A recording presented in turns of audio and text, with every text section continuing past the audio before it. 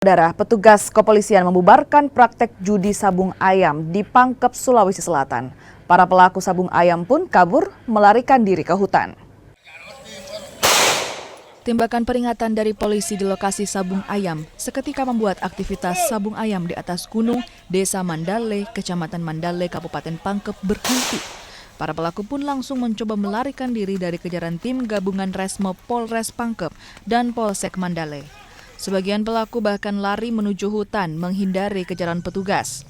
Tak ada pelaku yang ditangkap, polisi menyita 9 ekor ayam sebagai barang bukti.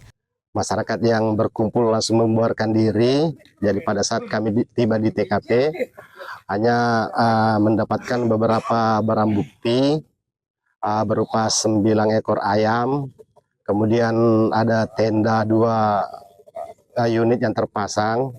Kemudian kami meratakan tendanya, merobohkan tempat judi sabung ayamnya, baru dibakar. Penggerebekan dilakukan setelah polisi menerima laporan dari warga yang resah dengan kegiatan judi sabung ayam tersembunyi. Polisi pun kemudian membongkar tenda lokasi judi sabung ayam. Aziz Hamid, Kompas TV, Pangkep, Sulawesi Selatan.